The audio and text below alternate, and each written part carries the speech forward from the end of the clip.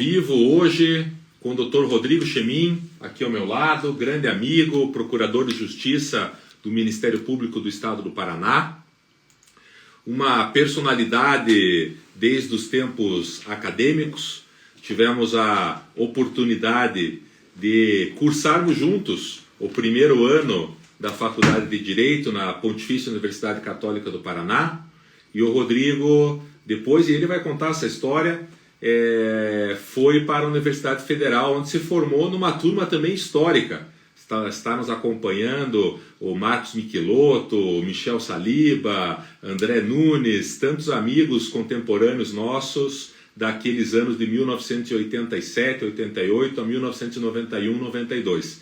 Então é com uma grande alegria que eu recebo você, Rodrigo, aqui no nosso estúdio informal, toda quinta às 17 horas. Você que está nos vendo aqui no Instagram, clica no link que está nos stories e corre lá para o YouTube, que a gente está transmitindo ao vivo no YouTube hoje, do Arnes de Oliveira Andreasa, e também, como toda quinta-feira, a transmissão acontece lá pelo jornal hojepr.com, o maior portal de notícias do estado do Paraná e já alcançando grande alcance nacional. Rodrigo, seja bem-vindo. Começa contando para o pessoal a tua trajetória estudante, depois essa história da PUC, os cursos que você passou, como é que você foi para a Federal, o concurso para o Ministério Público. O Rodrigo, que é filho de um ex-procurador-geral de Justiça, Dr. Luiz Chemin Guimarães, grande amigo do meu pai, Luiz Carlos Souza de Oliveira. Os dois eram amicíssimos, da mesma turma, né, Rodrigo? Mesma turma. Da mesma turma.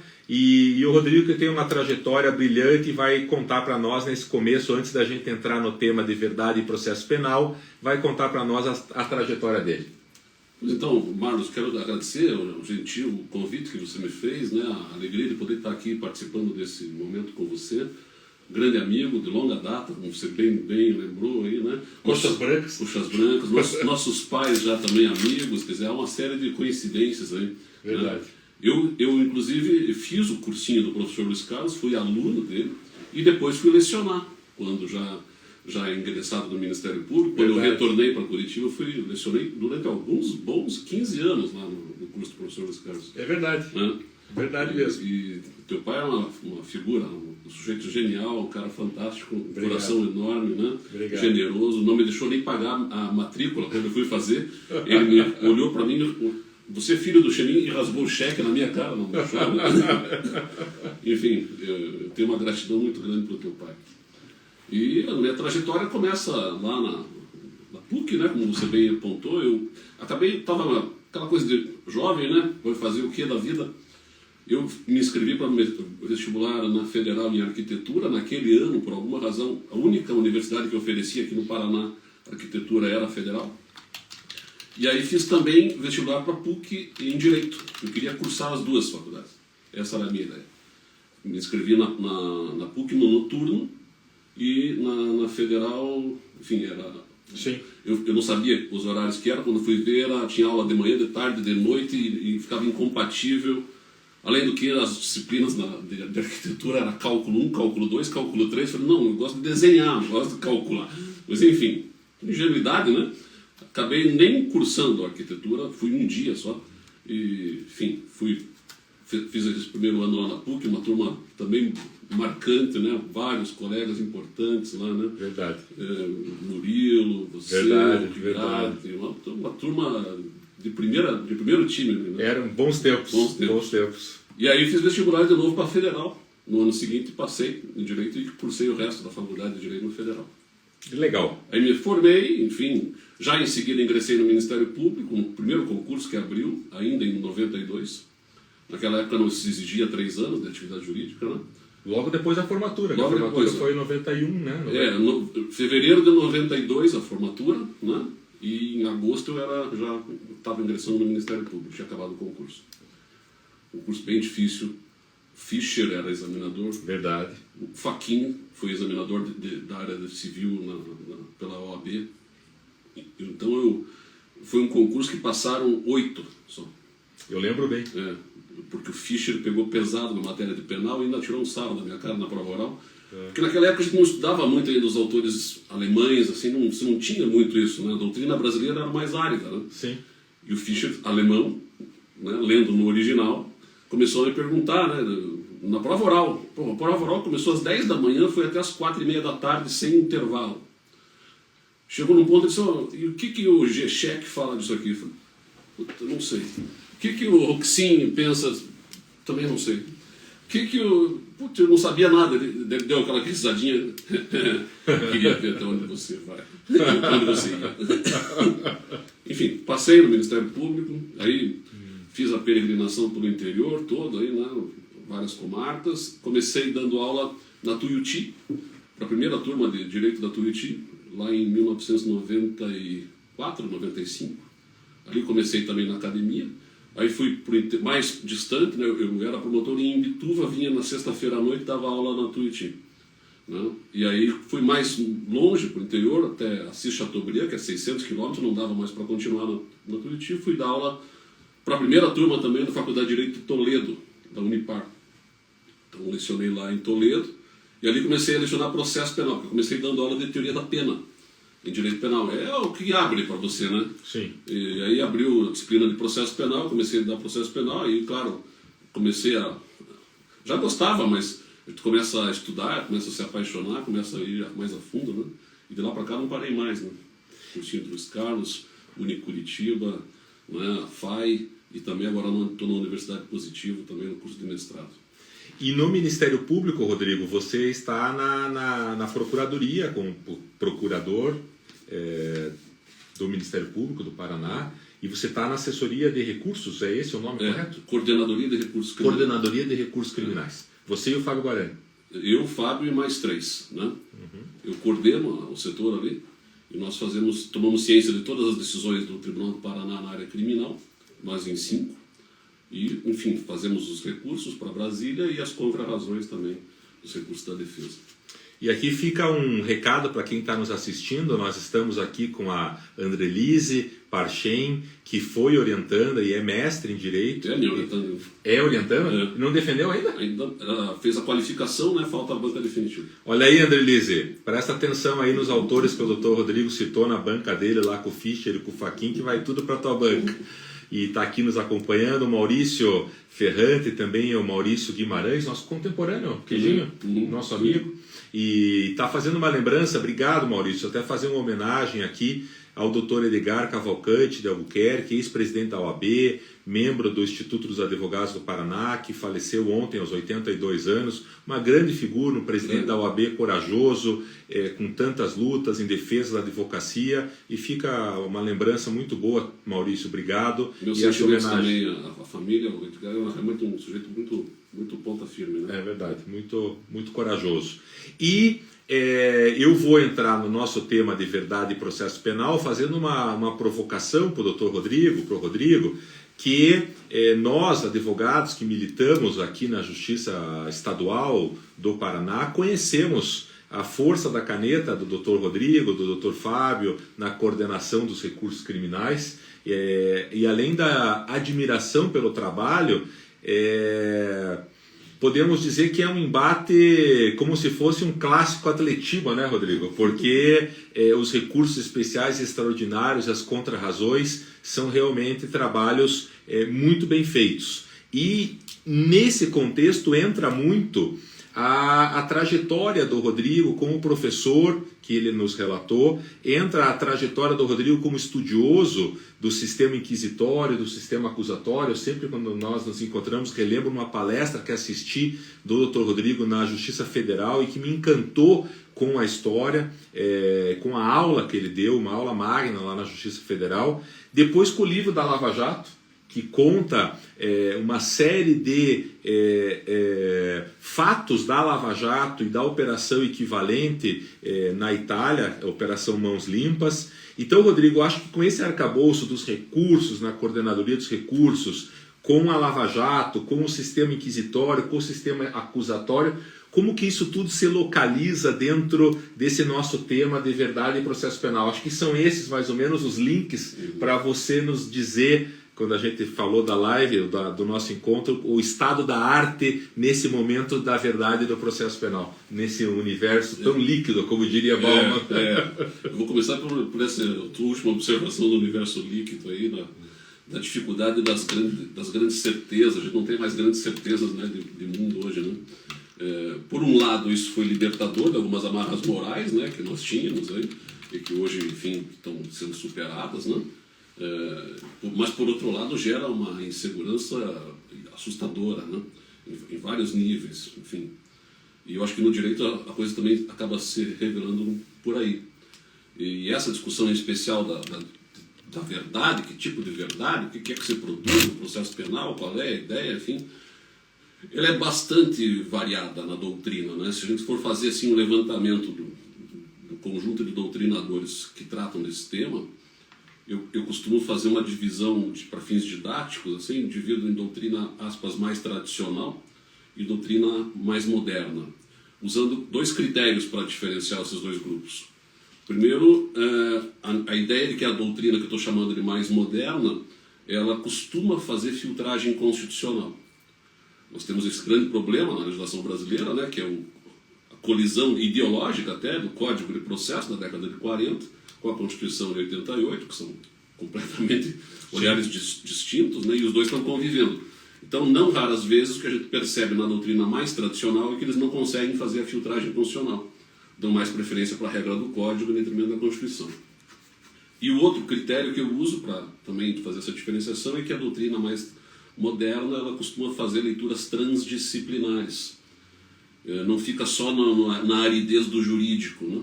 Vai buscar no campo da filosofia, no campo da sociologia, você falou do Bauman, né? Vai buscar no campo, enfim, da psicologia, da psicanálise, da psicologia cognitiva, da economia, né? Hoje está muito forte, né? Você mesmo participou aí como advogado na Lava Jato e deve ter participado de mesas de negociação, né? A teoria dos jogos entra pesado aí. O Alexandre Moraes da Rosa trabalha muito bem com isso, né? Sim. Então há um grupo de autores que tem essa característica. E o olhar em relação à discussão de verdade é absolutamente divergente entre esses 2 grandes grupos, né? O problema é que eles convivem. Eles estão aí na prateleira, né, à disposição enfim, dos operadores do direito. A própria jurisprudência bebe na fonte dessas 2 doutrinas e elas aparecem ora uma, ora outra, às vezes no mesmo tribunal, às vezes na mesma Câmara, ou na mesma turma, né, até nos tribunais superiores. Então, acho que é interessante fazer a diferenciação do que uma pensa e outra pensa. Ótimo. Né, para começar a tentar organizar a conversa. Né? Ótimo. A doutrina que eu chamo de mais tradicional ainda trabalha com aquela ideia de que o processo penal é orientado pela busca da verdade real, busca da verdade material, né? Fazendo, às vezes, um contraponto até com o processo civil, que eu diria até não é errado o contraponto que é feito num aspecto, porque se costuma muito dizer assim, enquanto no processo civil vige uma verdade formal, no processo penal vige a verdade material. Em que sentido isso poderia ser considerado até como correto? No processo civil, se eu narro um fato na petição inicial e ele não é objeto de contestação, ele é presumidamente verdadeiro. Ele é presumido como se verdadeiro fosse. Né? Claro, salvo situações excepcionais, tá? Mas de regra é assim que funciona. No processo penal não funciona assim. Se o promotor narra um fato na petição inicial e o advogado não contesta, não vira verdade pela ausência de contestação. Certo. Então, neste sentido, me soa assim, adequado fazer essa diferenciação. O problema é que a doutrina ela vai além, para dizer que, de fato, o processo penal tem uma pretensão de alcançar uma verdade absoluta, uma verdade real, né? Enfim, no contexto investigativo e de produção de provas. Essa doutrina tradicional. A doutrina mais moderna já critica essa leitura. Basicamente, vou reunir aqui os argumentos em 2 grandes argumentos, né? Um argumento de natureza histórica e outro de natureza filosófica. Né?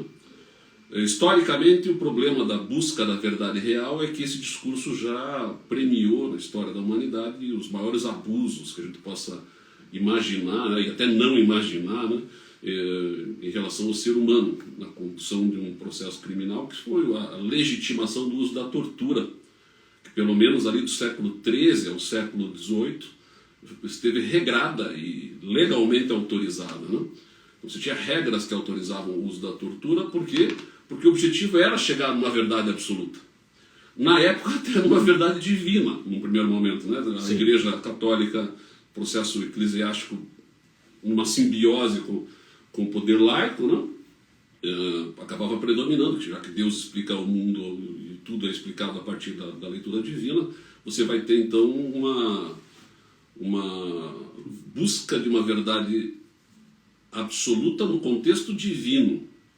Quer dizer, Jesus é a verdade, a luz, a verdade, a vida, assim, né? Então, Santo Agostinho vai ser a base filosófica que se utiliza para estabelecer a confissão como algo, como um objetivo, né? Santo Agostinho é século V, mas ele vai ser repaginado no século XIII pelo Papa Inocêncio III, no Quarto Concílio de Latrão, quando ele então positiva, no texto resultante do Quarto Concílio de Latrão, a ideia de que a confissão deva ser obrigatória para todo cristão que atinja a idade da razão. E depois ela vai virar sacramento na Igreja Católica, no Concílio de Trento, né? Sim. Mas aqui no século XIII, já no processo penal, quase que ligado à ideia de um processo penal que visa obter a confissão para a salvação da alma do sujeito. Sim. Né? Com a maior das boas intenções, eu vou então te salvar desde que você confesse, que se você não confessar espontaneamente, para te ajudar, eu vou te torturar. Né? Exatamente. Então vem a bula, já em seguida, no século XIII, ainda a bula Ad Stirpanda, né? Que vai, enfim, estabelecer mecânicas de uso da força e da tortura, e dali a coisa então perdura por pelo menos 5 séculos. Inicialmente usando de tortura contra as seitas dissidentes da igreja, Sim. particularmente os cátaros, né? ou albigenses, né? Porque ficavam na cidadezinha de Albi. Depois contra os pobres de Lyon, contra os pataginos, catarinos, enfim. Depois contra os judeus, porque o judeu tinha muito patrimônio já naquela época, e uma vez condenado o réu, o patrimônio ficava para a igreja. E depois voltou a olhar para as mulheres, né? O grande problema do uso da força é que ele abriu a porteira aqui e ele vai acabar pegando todo mundo, né? Chegou nas mulheres, nós tivemos aí, tem, enfim, documentos históricos bastante potentes, né? De uma leitura até de natureza sexual contra a mulher através do processo penal, que é o famoso Maleus Maleficarum, né, o martelo das feiticeiras, escrito até não era pela igreja, era por 2 inquisidores laicos, né, do poder laico, mas que predominou durante um bom período na Alemanha. E depois contra todo mundo, quer dizer, não segura mais, né? Só com a Revolução Francesa que a coisa vai mais ou menos, e bem mais ou menos, começar a mudar em termos de legitimidade do uso da tortura, se bem que a tortura segue sendo usada, né, até hoje, talvez, em algum sentido, não mais de forma legal, mas ainda aquela ideia de buscar uma verdade absoluta que está na cabeça do sujeito, que precisa ser arrancada a fórceps dele através da confissão, isso vai, inclusive, agora dessacralizado no pós-Revolução Francesa, se transformar na pretensão, muito própria do século XVIII e XIX, né, de construção de verdades absolutas no campo científico. Então já agora, usando o método da Igreja Católica, que era o método de inquirição, né? De ir atrás e perguntar e os caras fujar, eles vão agora dessacralizar o discurso e falar em verdade científica. Né? Vamos parar só um minutinho aqui para ajeitar. O Luiz está me dizendo que o YouTube caiu. Vamos ver. No Instagram nós estamos bem, funcionando. E aqui... Vamos atualizar a página. Recarregar. Para quem está acompanhando aqui no Instagram, hoje nós estamos fazendo uma transmissão diretamente pelo canal do YouTube, no link que você está clicando. Vou aqui, Luiz. Pode ficar tranquilo, estamos à vontade. Vou no editar aqui? Isso, é que ele encerrou a transmissão. Então a gente teve um encerramento da transmissão naquele link. Vamos entrar aqui novamente. Tem SMS. Pode clicar no estúdio. Aqui é tudo ao vivo.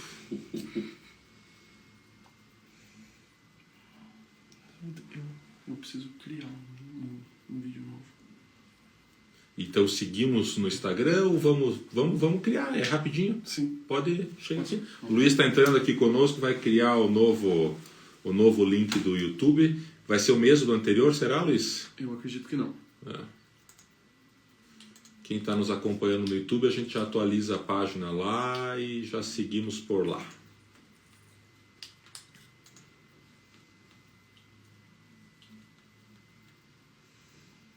O senhor pode digitar para mim, por favor? Verdade.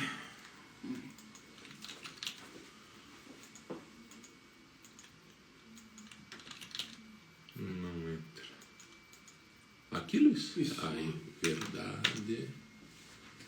Ele deve estar com a internet, com a conexão com a velocidade baixa.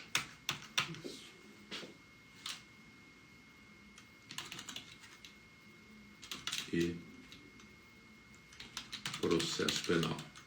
Quem está nos acompanhando aqui no Instagram, estamos restabelecendo a página do YouTube, já subirá. Guilherme Luquezzi, Jéssica, obrigado pelo apoio nesse momento quase de crise, né?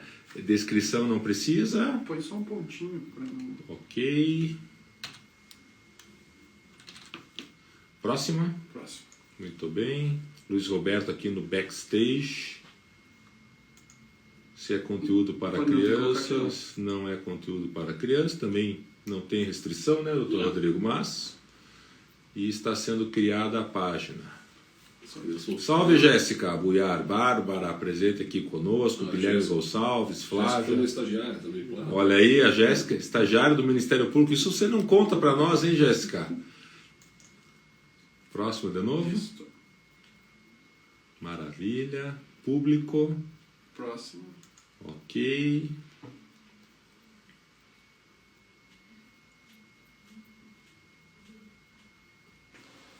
Aline, Fernanda, seja bem-vinda. Leandro, Guilherme Gonçalves cumprimentando você aqui. Chemin, a Jéssica Buar dizendo que você é um chefe querido. João Vitor, salve professor. Álvaro Borges, que esteve aqui conosco no tempo da pandemia. E aí era o Instagram. Você lá, eu cá, hein, Álvaro? Precisamos repetir uma aqui ao vivo. Olha lá, devemos estar entrando ao vivo de novo. Iniciando transmissão ao vivo. Ali o senhor só precisa entrar na página do escritório. Vamos lá. Quase. A vantagem do YouTube, quem está nos acompanhando aqui no Instagram, é que você pode ter o YouTube Premium e ficar ouvindo em segundo plano. No Instagram a gente não tem essa possibilidade, tem que ficar com o celular ou com o computador travado no Instagram. Ana Macedo dizendo, professor Chemin, querido, hoje assisti algumas aulas suas no YouTube. O Flávio Cruz está acompanhando aqui. O Flávio é uma grande referência de todos nós. Grande referência e está fazendo um comentário, já vou lançar aqui o comentário. Onésimo, lembra do Onésimo, Chemin? Sim, sim. Né? Onésimo foi, é do Ministério Público, mandando um abraço aqui para você também.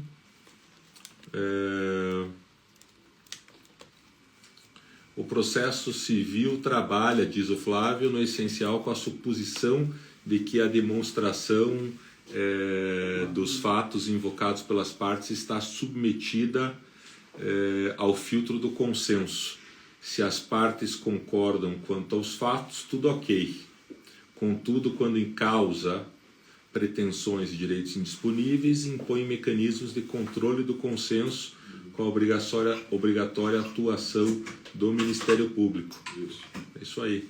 Dirceia de Ponta Grossa, segue o Flávio, grande Dirceia, amanhã estou aí no EPG. Quando se cuida, porém, do processo penal tomando por base um modelo acusatório puro, isso poderia levar ao caráter abdicável do processo penal, desconsiderando seu caráter de garantia irrenunciável. Como conjugar a concepção do processo acusatório, verdade como consenso, com a necessidade de tutelar direitos indisponíveis.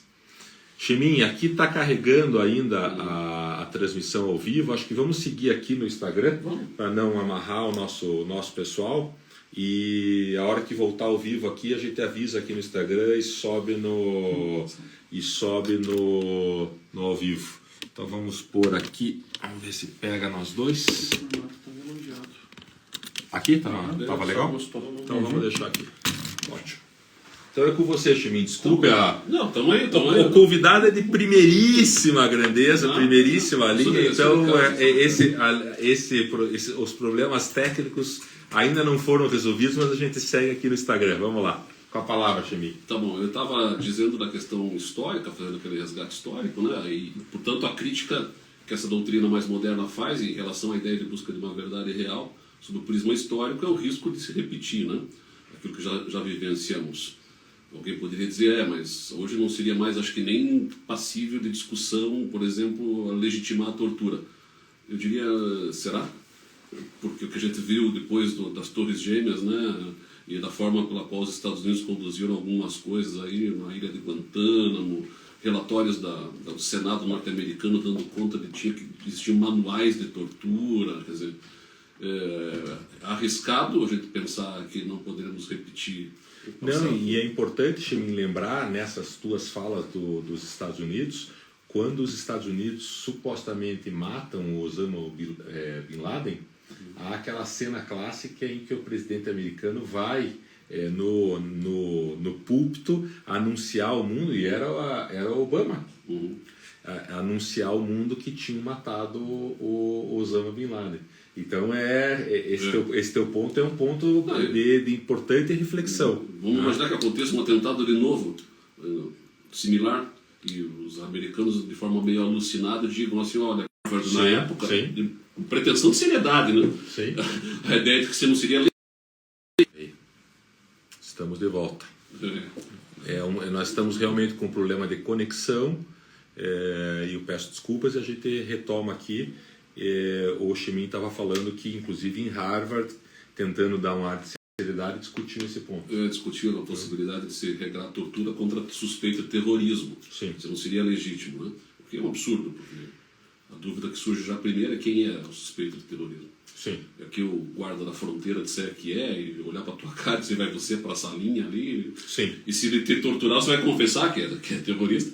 E aí o próximo passo qual é? Quebrar o sigilo do teu celular e ver as 200 pessoas com quem você conversou nos 2 últimos anos e aí não segura mais, né? Exatamente. Então o risco histórico ele existe.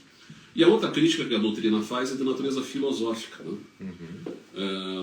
No contexto filosófico, a gente poderia aqui rapidamente, para não me alongar demais, né, dizer que você tem pelo menos 3 paradigmas filosóficos que organizam a nossa forma de relação e compreensão com o mundo. Metafísica clássica aristotélica, que é verdade por correspondência, sendo que a verdade está no mundo físico, não na cabeça do sujeito.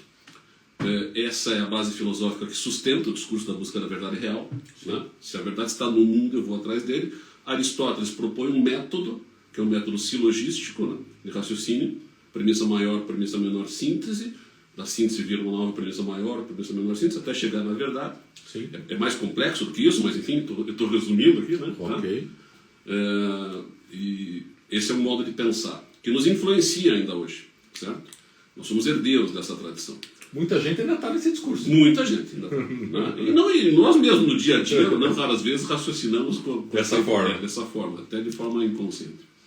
E paradoxalmente nós também somos herdeiros de um outro paradigma filosófico que é o exato oposto desse, que vai se desenvolver de forma mais intensa no século XVII, a partir de Descartes, René Descartes, repaginando Platão.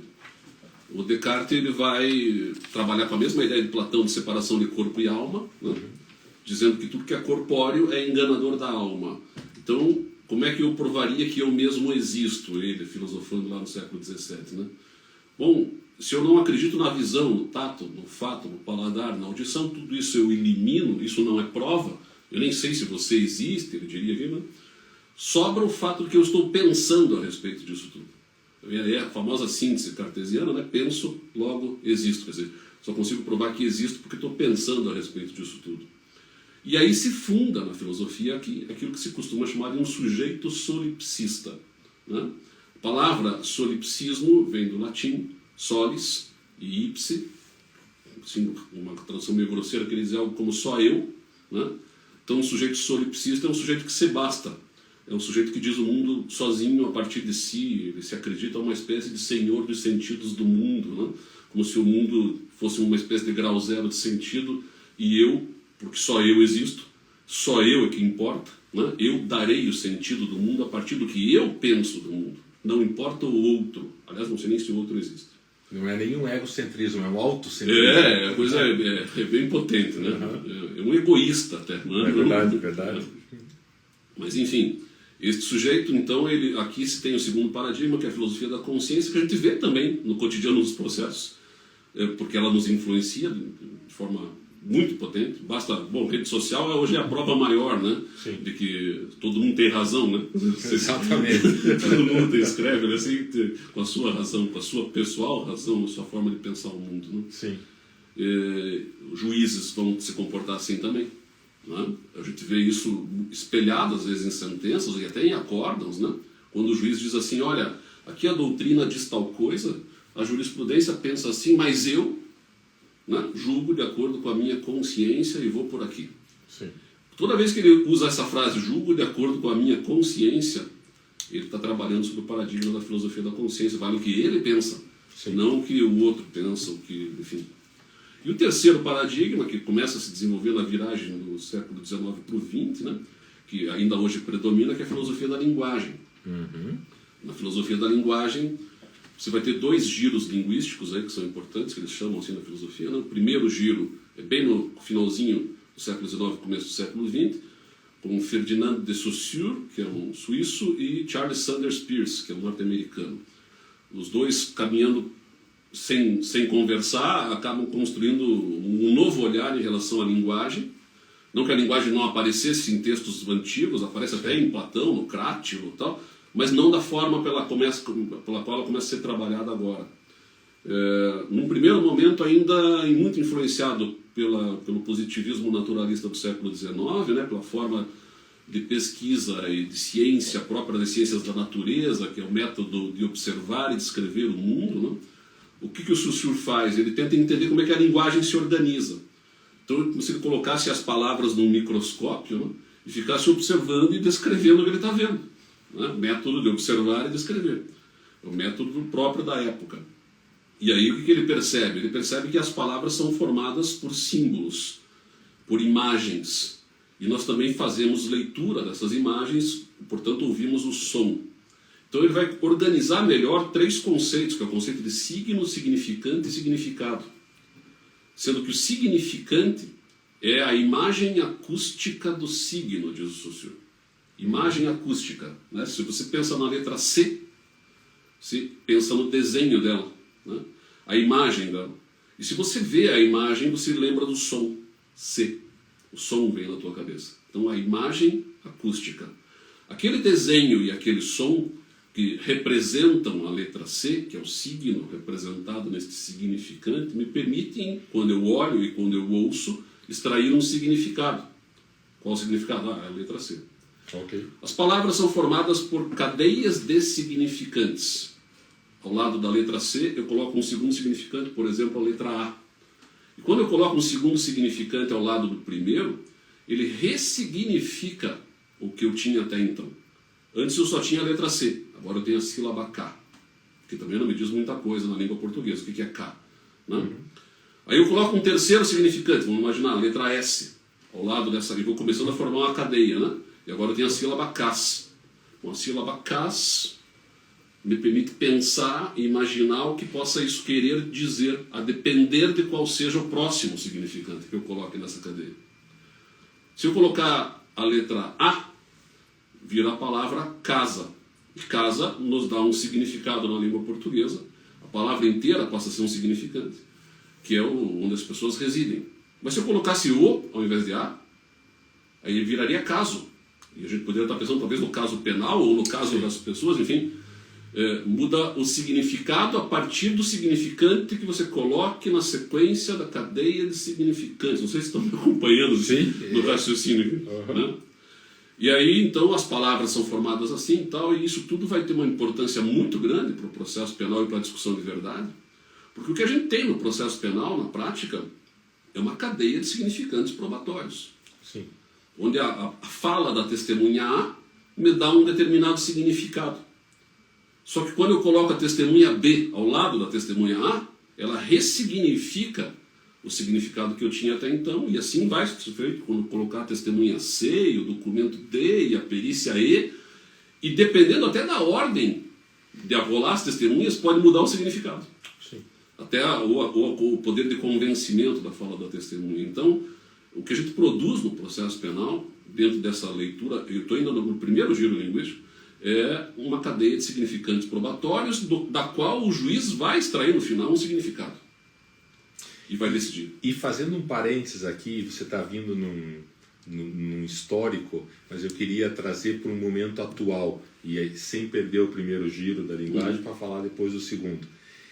Quando você faz o ato processual por vídeo, ou híbrido, e me parece que esse movimento, a justiça não pretende recuar, você não tem uma quebra do significado e do ressignificado.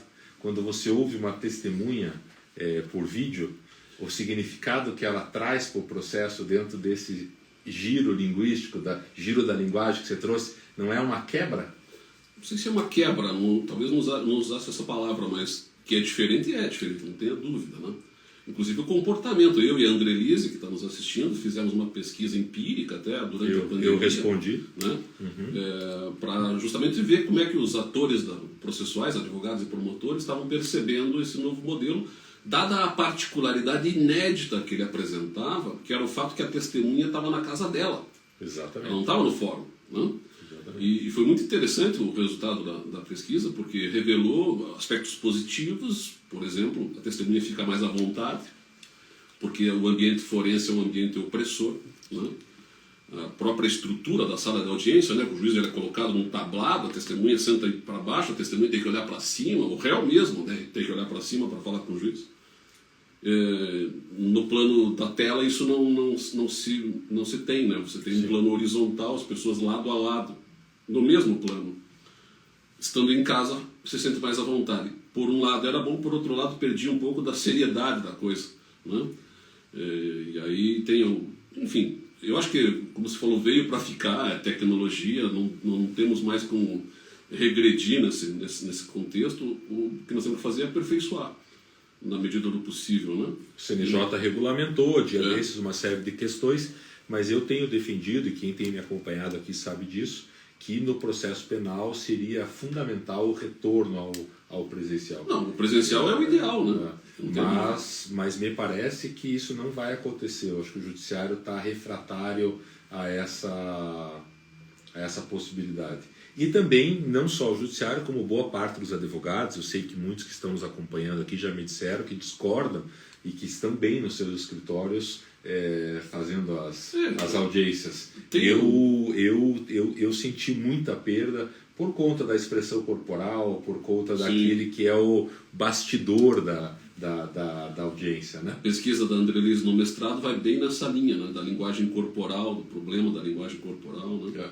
O Álvaro está lembrando aqui que o advogado na sala de audiência também está no mesmo plano do réu, e o Álvaro não precisa dizer, que está sendo elegante, que o Ministério Público está do lado do juiz.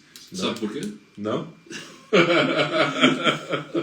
Tem uma explicação histórica. Eu não concordo, mas tem uma explicação histórica. Quando aspas, enfim, inaugurada a ideia do fiscal, lá no século XIII ou XIV, Felipe o Belo, né? Ele cria a figura do procurateur de roi, procurador do rei, que era uma figura que foi colocada ao lado do juiz para fiscalizar o juiz, para ver se o juiz estava fazendo a vontade do rei. Por isso ele senta do lado. Os dois são representantes da vontade do rei, e o fiscal da vontade do rei tem que estar no mesmo plano em relação àquele que vai julgar para fiscalizá-lo, entendeu? E fica de lá para cá assim, né? E a gente teve uma polêmica que o Álvaro acompanhou de perto, e não sei se o Rodrigo sabe, mas há uma possível nova sala do Tribunal do Júri, e o juiz do Tribunal do Júri, o Daniel Avelar, fez um projeto em que o Ministério Público não ficava mais ao lado do juiz. Eu acho que isso deveria ser o correto, não vejo nenhum problema. E acabou que a coisa não evoluiu, porque nem todos são arejados, e aqui não me refiro só ao Ministério Público, mas também à advocacia. Nesse caso, o Ministério Público, mas nós temos aí um problema sempre, né? Nós, na área do direito, somos muito apegados à tradição, né? Sim. Tem uma regra em lei que fala dessa questão de sentar lá, então tem essas coisas da lei, da legalidade, enfim.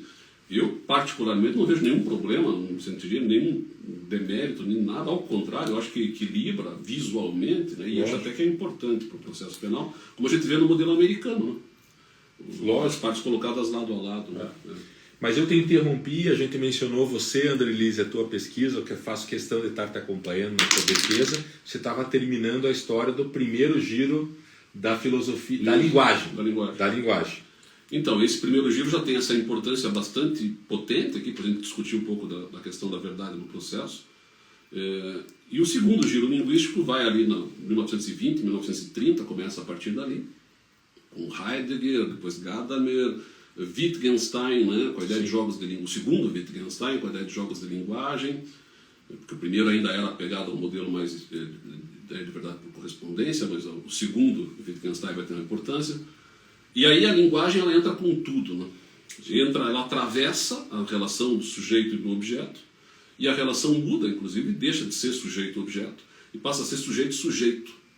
Porque se, dizia o Heidegger, por exemplo, a linguagem é condição de possibilidade de compreensão do mundo. Vou repetir essa frase.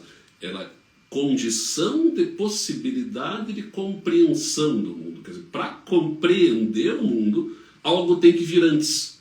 Aquilo que vem antes como condição de possibilidade é a linguagem. Ela é pré-compreensão. E ela é estruturante. Ela é compartilhada.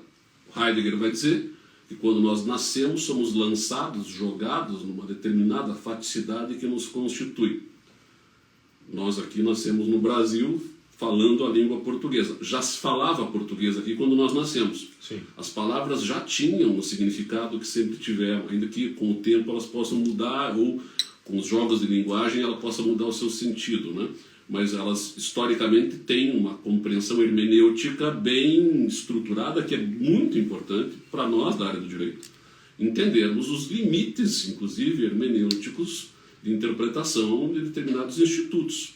Vou dar um exemplo rápido só para ilustrar a grande discussão se a presunção de inocência tem que esperar o trânsito em julgado ou não tem que esperar o trânsito em julgado. Qual era a discussão? O que é trânsito em julgado? As palavras têm histórico hermenêutico consolidado. Trânsito em julgado é esgotamento de todos os recursos. Sim. Portanto, não tem como dizer algo diferente disso. Portanto, está certa a decisão do Supremo no plano técnico, jurídico e hermenêutico. Eu acho que é um problema político, mas é um outro campo de discussão dele, né? Porque estamos totalmente alinhados. Mas juridicamente a coisa tem um limite hermenêutico ali que não dá para ultrapassar. Sim. E não posso ser eu o dador de sentido do texto. Porque o texto me diz algo antes de eu querer dizer algo a respeito dele. É o que vai pregar, por exemplo, Gadamer, também discípulo do Heidegger, com a ideia de circularidade, né, de que para compreender o mundo eu tenho que fazer uma suspensão dos meus preconceitos, ele vai dizer, deixar que o mundo me diga algo antes de querer dizer algo a respeito desse mundo, usando da linguagem, que como é compartilhada, exige uma intersubjetividade. Sim. Porque o significado, eu não posso querer inventar uma linguagem própria só minha, porque eu vou ficar isolado no mundo. O Heidegger vai dizer, não dá tempo, numa vida, de você inventar uma linguagem que sirva para tudo. Não vai funcionar. Então use a que já tem. Né? Uma única certeza quando nascemos que é a morte, né? A finitude. Né? Por isso o texto do Heidegger, Ser e Tempo. Né? A obra, enfim, capolavoro dele. Né? Mas o certo é que toda essa viragem linguística vai abrir um leque de possibilidades agora de discussão, porque aí não daria até para fazer no plural, né? Filosofias da linguagem, talvez, porque são diferentes olhares a partir de um mesmo ponto comum.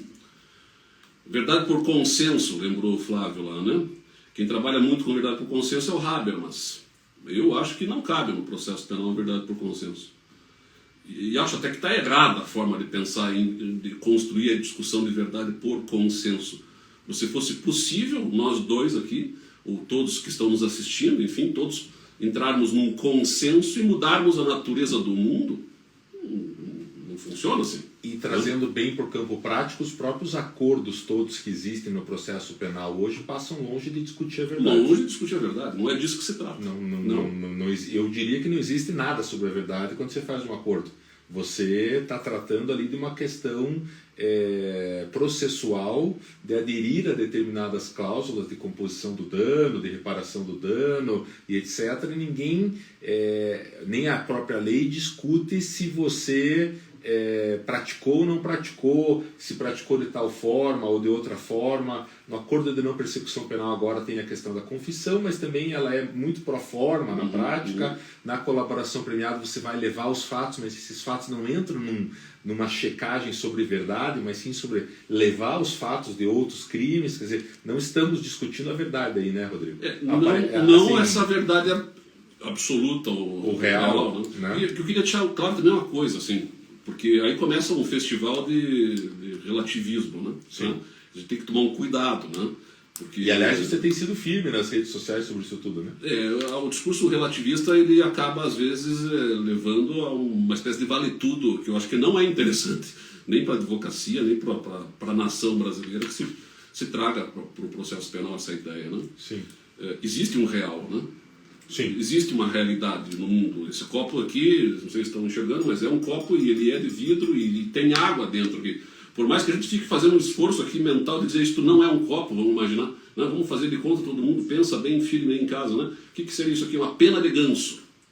Vai virar uma pena de ganso se entrarmos num consenso, não continuará sendo um copo de água. E se alguém que algum dia quiser fazer um teste, eu convido para vir aqui no escritório do Mário, a gente vira essa pena de ganso na cabeça do sujeito e vê se molha ou não molha. Né? Invocando até o Shakespeare. Shakespeare, no Romeu e Julieta, tem uma passagem, né? Que é algo mais ou menos assim, falando da rosa, né? Depois até o Humberto Eco vai usar o nome da rosa a partir da ideia do Shakespeare. Né? Ele vai dizer, uma rosa é uma rosa, não importa o nome que se lhe dê, ela jamais perderá o seu mais doce perfume. Não muda o mundo, é isso mesmo. Por consenso. Então eu diria assim, Habermas não é uma base filosófica boa para discutir processo penal. Enfim. Inclusive o Flávio está dizendo aqui que com isso, e eu acho que ele estava no momento em que nós estávamos aqui, que eu te interrompi, com isso o pressuposto da indisponibilidade da ação penal de iniciativa pública é deixada de fora. Sim. Como já havia sido lançada fora pela lei da delação premiada. Sim. É isso. A indisponibilidade acaba... E a indisponibilidade, vejo como ela é importante num sentido, pelo menos. Tem vários ângulos de análise aqui, daria para fazer uma live só sobre isso aí, mas... Sim. Mas num sentido, pelo menos, que é o sentido da igualdade, ela é importante. Né? Ela, aliás, decorre da ideia de igualdade. Você tem a igualdade como um princípio máter, de onde a gente desencadeia várias leituras, né? Obrigatoriedade da ação e indisponibilidade, de um lado no campo da ação, a imparcialidade do juiz no campo da jurisdição e o contraditório, né? A paridade de armas no campo do processo. Quer dizer, todo o tripé que sustenta a teoria geral do processo se organiza a partir da ideia de igualdade. Sim. Onde desencadeiam diferentes enfim, consequências. Né? Agora, para encurtar a nossa conversa aqui, para tentar chegar num resumo, numa síntese disso tudo, né? Eu diria assim, não é de verdade absoluta que se trata, porque ela é inalcançável a partir da limitação da linguagem. Se sabe a partir da filosofia da linguagem que nós não temos suficientes palavras para descrever o todo do mundo.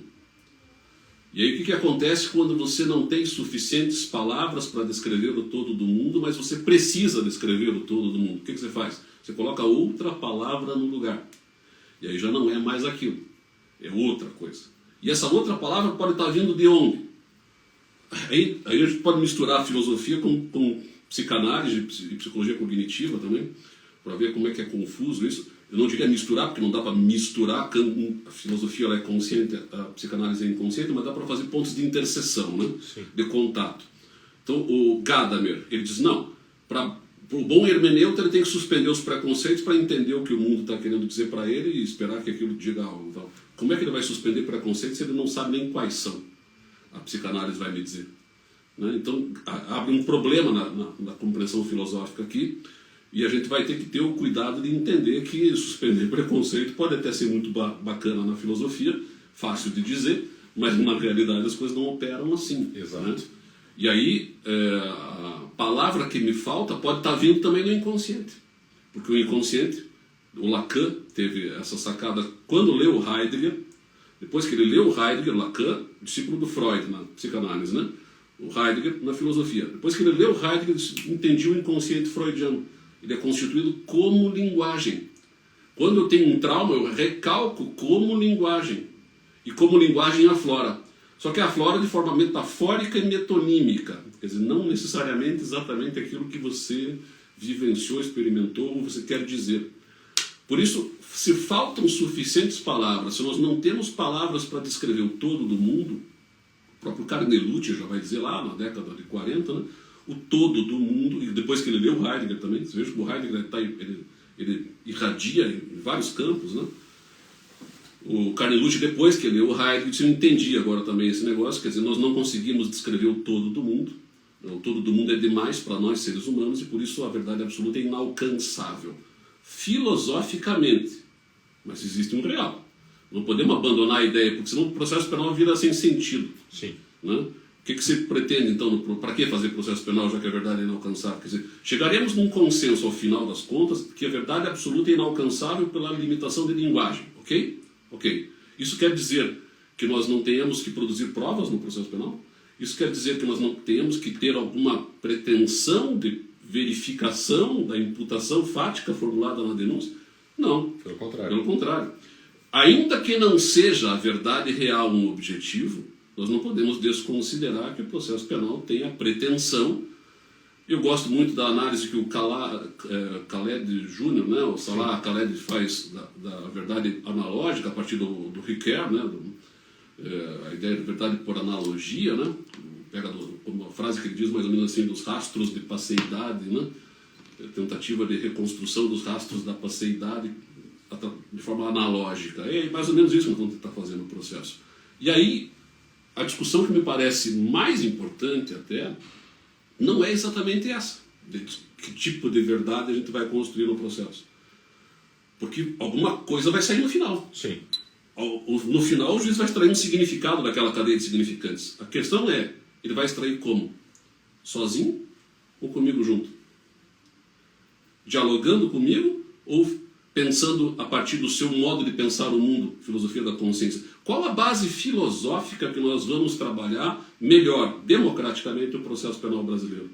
Eu diria, respondendo já a minha própria provocação, que não é nem a metafísica clássica aristotélica de busca de verdade por correspondência de verdade absoluta, também não é e não deve ser a filosofia da consciência, em que pese ela opere de forma muito potente no processo penal brasileiro, em vários setores.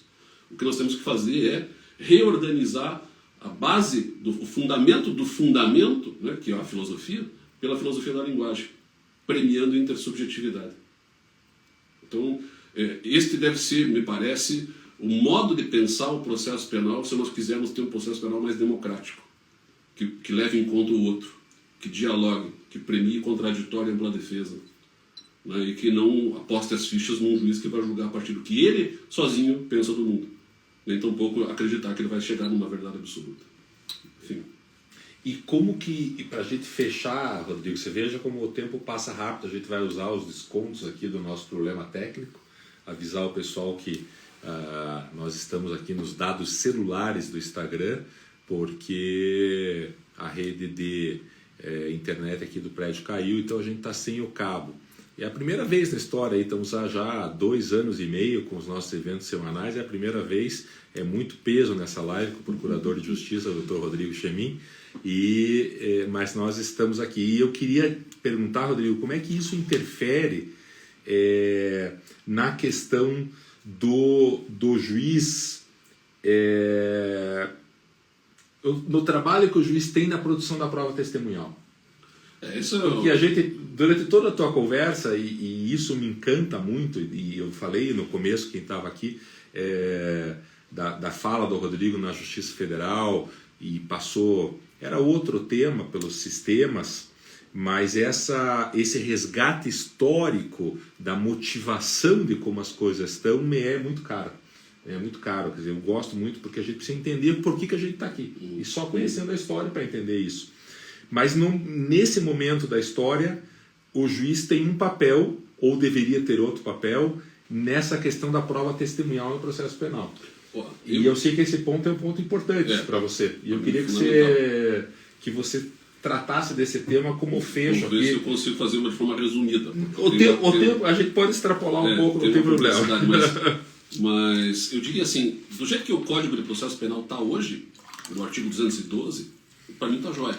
Ele pode ser melhorado, mas ele, claro, o modelo anterior a 2008, que era aquele modelo presidencialista, só o juiz perguntava, tudo passava pelo filtro do juiz, as partes, quando muito, sugeriam reperguntas ao final, que se o juiz acolhesse, pegava para ele, reprocessava e julgava.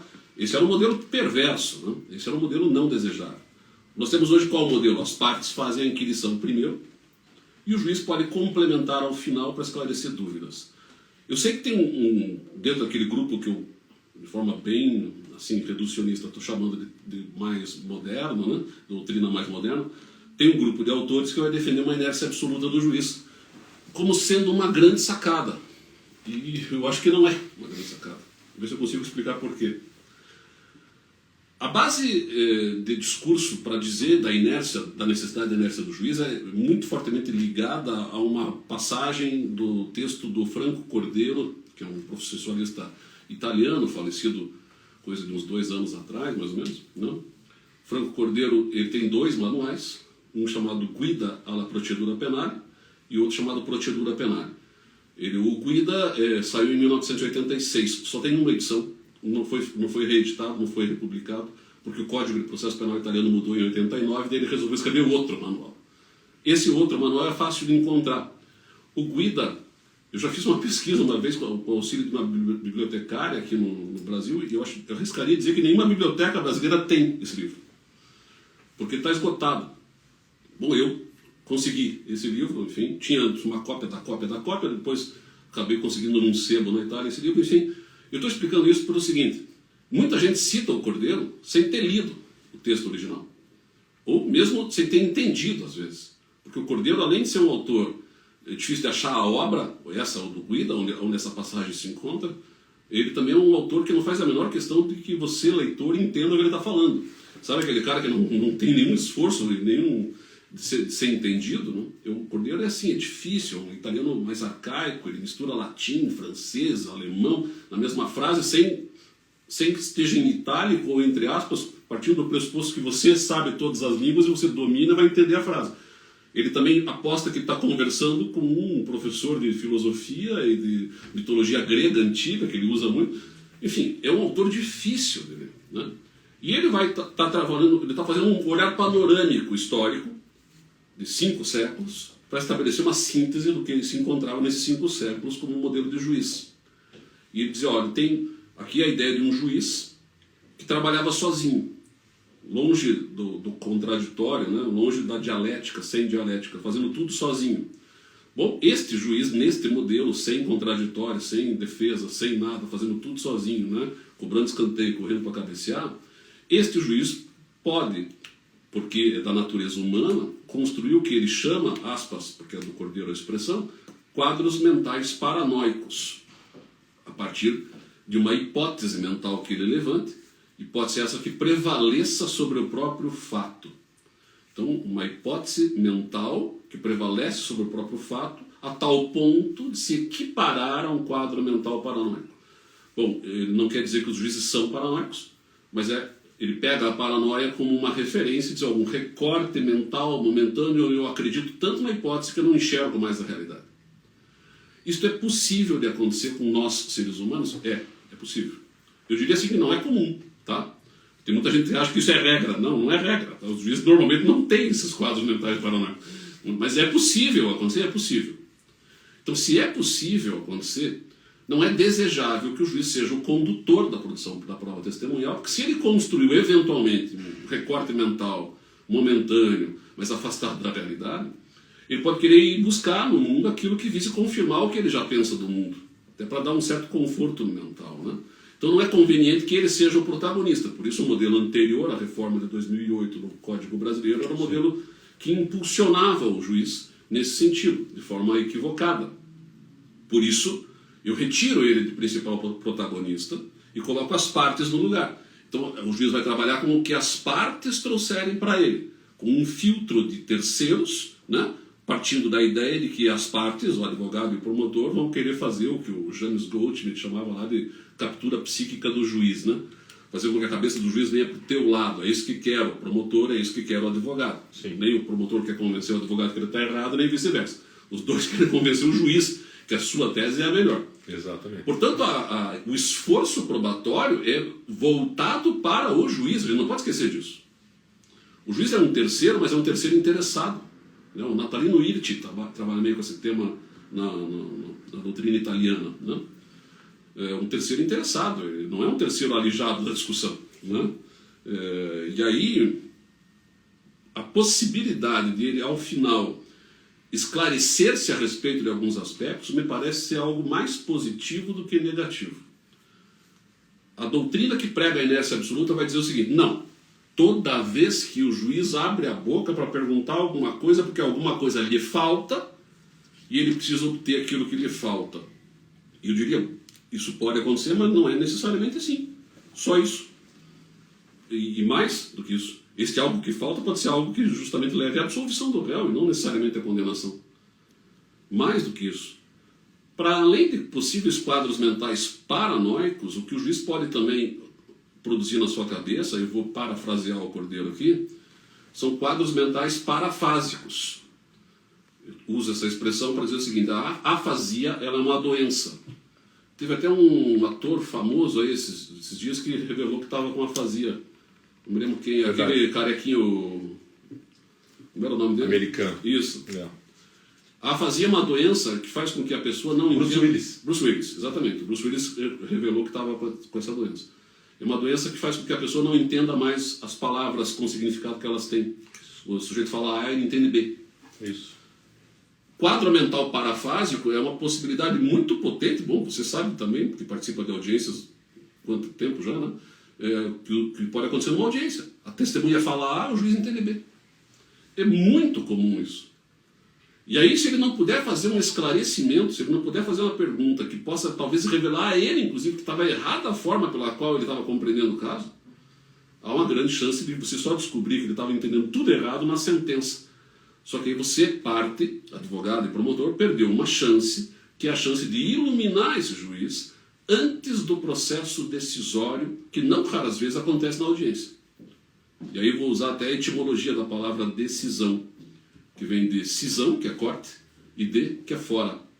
Que significa dizer que quando eu decido, eu corto o elo comunicativo, eu corto fora o elo comunicativo que eu tenho com você.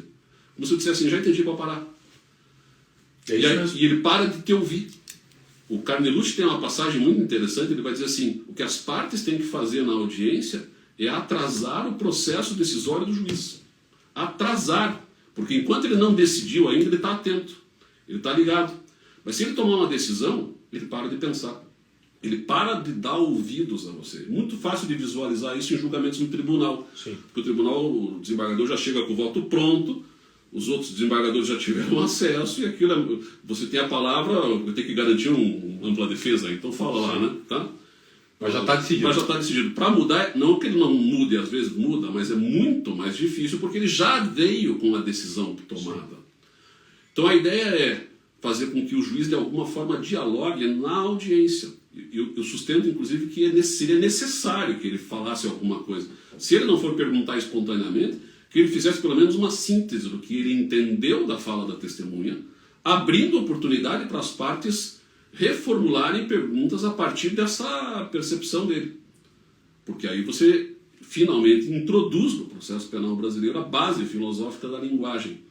Porque aí, de verdade, você introduz a intersubjetividade. Do contrário, se eu pregar uma inércia absoluta, qual base filosófica eu estou premiando? Filosofia da consciência. Sim.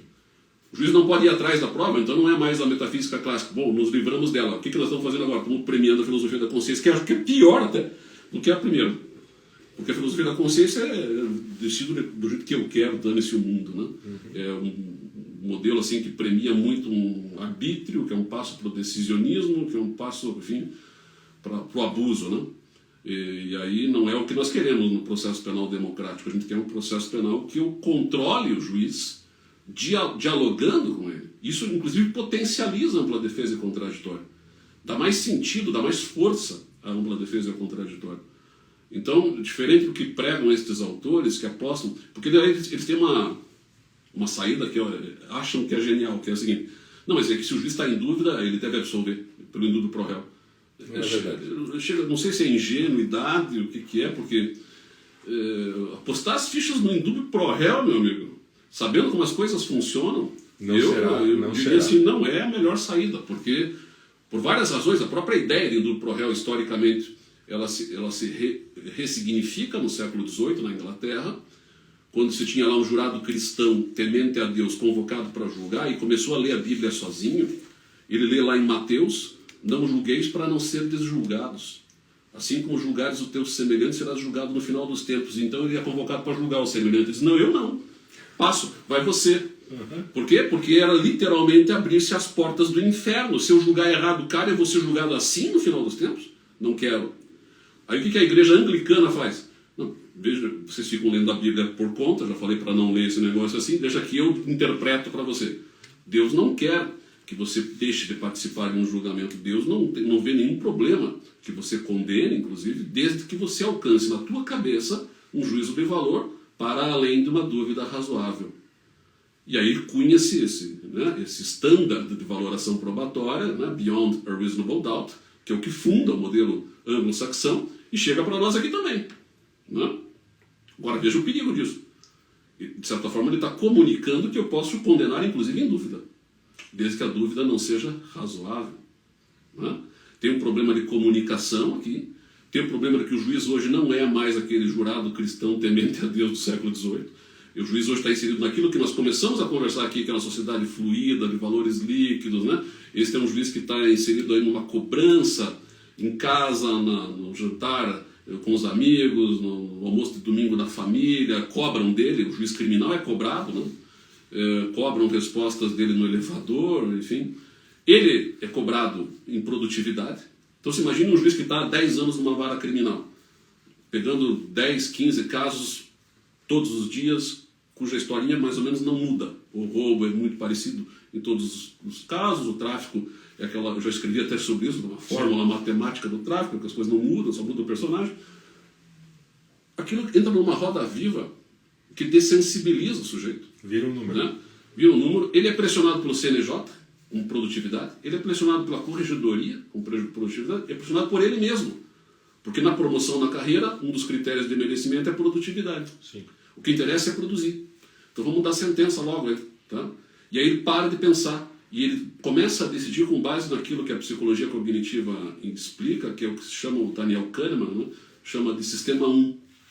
A gente tem 2 métodos decisórios mentais, né? Sistema 1 e sistema 2. O sistema 1 ele é automatizado, é irrefletido, é inconsequente, não avalia enfim, o que pode vir daí. É intuitivo. A chance de errar aqui é grande. Nós decidimos com base no sistema 1 o dia inteiro. Sim. O sistema 2 é reflexivo, é moroso, é avaliativo das consequências, é cansativo, gasta energia, dói às vezes pensar. Né? Então a tendência nossa de ser humano é decidir com base no sistema 1. O juiz está decidindo hoje com base no sistema 1. Eu apostar as minhas fichas todas no indúbio pro réu, eu diria assim, há uma grande chance de chegar na sentença, e aí eu vou invocar aqui um autor do Rio Grande do Sul, que é o Nilo Bairros de Brum, um clássico do processo penal brasileiro, que é Requisitos Retóricos da Sentença Penal, onde ele trabalha bem com essa ideia de que, dominando técnicas de retórica, o juiz imuniza de crítica a sua decisão, não interessa o grau de arbitrariedade que ali exista. Né? E por isso ele vai, não raras vezes, até condenar, mesmo estando em dúvida razoável. Porque se ele parasse para pensar 2 minutos, talvez ele não condenasse. Só que quando ele parou de pensar, ele está decidindo com base no sistema 1, por conta da estrutura. Quando a doutrina vem e diz assim, fica tranquilo, que na dúvida ele vai absolver, eu não fico tranquilo. E veja, se eu fosse advogado, eu não ficaria tranquilo. O advogado é que tem que se preocupar com isso. Até eu estou, como promotor, confortável, entre aspas, né? Se eu fosse uma leitura assim, classista ou coisa do gênero, né? Mas não é essa a nossa ideia. A nossa ideia é discutir um melhor modelo de processo para a nação, né? Para o país. Lógico. E é arriscado, né? Você apostar as fichas no indúbio pro réu. É o que se espera do juiz, que quando esteja em dúvida absolva, mas a psique humana não opera nessa... E além de toda essa pressão de produtividade, tem a pressão da sociedade, como você disse, no elevador, em casa, nos amigos, sempre a pressão é pela condenação. A pressão não é pela, pela absolução. Exatamente. Bem, eu conversei aqui com o Rodrigo Chemin. Eu diria que faltam horas, né? E a gente vai voltar, porque pelo menos sobre o livro da Lava Jato e da Mãos Limpas eu quero falar com você e vai ter que ser noutra oportunidade. E o tema vocês viram aqui, não se esgota. Quem advoga na área criminal, o Álvaro que acompanhou a nossa fala aqui esse tempo todo e todos os outros que estão conosco, em cada frase, em cada parágrafo que o Rodrigo nos apresentou, com certeza enxergou, e eu enxerguei, uma passagem da nossa história da advocacia ou do Ministério Público, de como o sistema jurídico, como o sistema do processo penal é influenciado por todas essas questões que o Rodrigo nos trouxe. Então eu quero agradecer demais você, Rodrigo, agradeço a oportunidade. E a audiência, né, certo, que nos assiste. Pela possibilidade da gente conversar. E uma parte ficou gravada lá no YouTube, agora a gente vai subir a live que ficou toda gravada aqui no Instagram, a gente vai subir no YouTube. Quem não acompanhou a conversa toda pode acompanhar por lá, no Arnes de Oliveira e Andreasa lá no YouTube. Eliana, obrigado. Souza, obrigado, que estão aqui. Samuel, Maurício, tanta gente boa. Eu aqui com essa formatação da live hoje não consegui responder o comentário de todo mundo no Instagram.